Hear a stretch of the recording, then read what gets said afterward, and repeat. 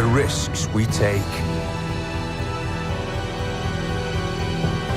the challenges we endure, only make us stronger. There's no end to our imagination.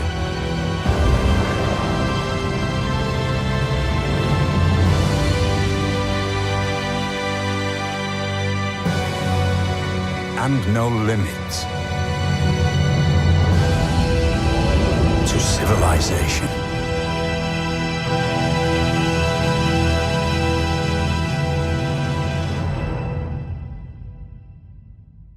Sid Meier's Civilization. There aren't that many game designers that get their name in the title, are there? But this isn't just any designer we're talking about. This is Sid Meier, perhaps the most influential strategy game developer of all time. And yet here's the interesting thing about this series. Although Sid Meier may have created Civilization back in 1991, since then, every single numbered Civ game has had a different lead designer. It's really unusual for a franchise this big and this successful. But there's an argument to be made, it's also exactly why each new Civilization game, for better or for worse, has managed to feel distinct. Today, this is a well-established philosophy at Firaxis, the studio founded by Sid Meier, Brian Reynolds and Jeff Briggs, also known, by the way, as the lead designers of Civilization, Civilization 2, and Civilization 3. Although in fairness, they didn't have it all mapped out from the very start. In fact, back in the early to mid-90s, the idea of even making a sequel to a big open-ended game like Civilization felt like a bit of a risk. One of the only examples of this at the time was SimCity 2000, and so as a result, for a while, Civ 2 was actually being referred to internally as Civilization 2000. They later changed their minds on that one. Probably for the best. But despite having been the driving force behind the design of the original Civ, Sid Meier didn't want to do another one himself. In his words, once you've done a Civ game, you're pretty much exhausted. He'd achieved what he'd set out to do with that topic and so moved on to the next one, a decision he's made time and time again throughout his career.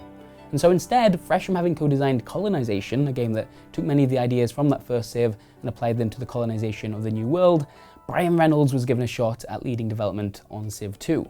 Now it was at this point that a second design philosophy was born called the Rule of Thirds. They wouldn't come up with a cool name like that for a few years' time, but it was there all the same. The Rule of Thirds says that the design process for every Civ game can be split into 3 separate parts. 1/3 of the game must always remain unchanged. These are the core ideas that define a Civilization experience, things like starting small and then expanding, having the gameplay be turn-based, random map generation, steadily introducing new technologies and options for the player but not overwhelming them to begin with, and obviously the links with real human history. That stuff must always be there, that's key.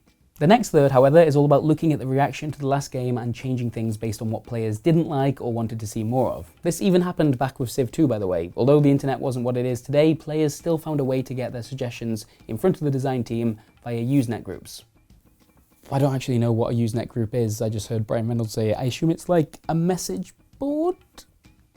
Regardless, a good example of this would be a complaint that some players had with the first game due to the way in which AI-controlled civilizations would create units or buildings seemingly at random. It turns out this was because they weren't actually required to follow the same production process that the player needed to, and so in Civilization 2, they did. And finally, the most exciting part of the Rule of Thirds, brand new stuff. This is arguably why it's so important that the series brings in a new lead designer with each game, because this is when they get to put their own stamp on the series, try something that the franchise has never done before. And this has happened with every single Civilization.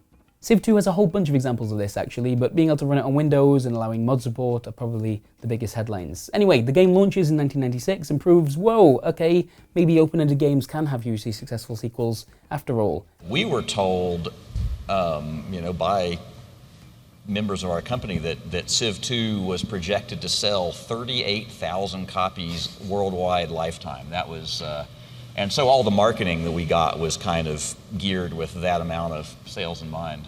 So we were happy to prove them wrong.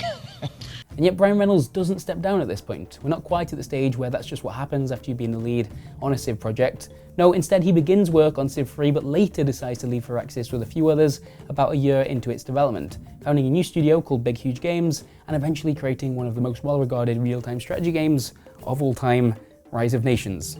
Fair enough, that was probably a good move on his part, but it does leave Firaxis in a bit of a tricky spot.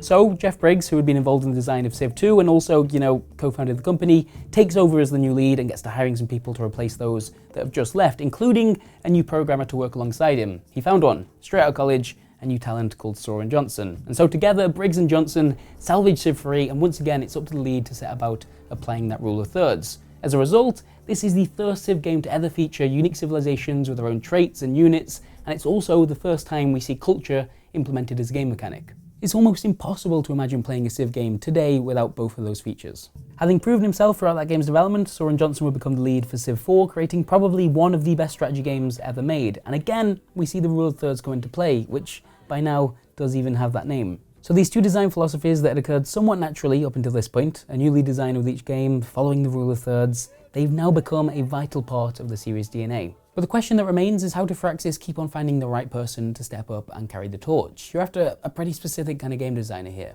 Well, so far, by the time it's come around to selecting a new lead, they haven't had to look very far at all. Every single Civilization lead designer had already been working at either Microprose or Firaxis beforehand. We've mentioned this a little bit already. The lead designer for Civ 2 had co-designed Colonization, the lead designer for Civ 3 co-founded the company, and the lead designer for Civ 4 had done a huge amount of programming on the previous game. If we carry on and look at John Schaefer, the lead designer for Civilization 5, the man that brought us hexagonal tiles, well, he was hired as an intern 5 years before that and proved himself whilst designing the expansions for Civ 4. A similar thing happened with Civilization 6 and its lead designer, Ed Beach, the city unstacker. He wasn't hired as an intern, but he'd been at Firaxis since 2008 and had already designed 2 very successful Civ 5 expansions to boot. So yeah, if you want to design the next Civ game, you find a way to work at that studio. You get your foot in the door, you prove you have what it takes, and then you pitch where you think the series should go next. The really cool thing is that there's probably someone doing exactly that right now for Civilization 7. Alright then, thank you for watching this week's episode of the show I hadn't named by the time I recorded this video. Hopefully I'll have settled on something as it goes live and there'll be some nice title up here that we've used for a couple of weeks now.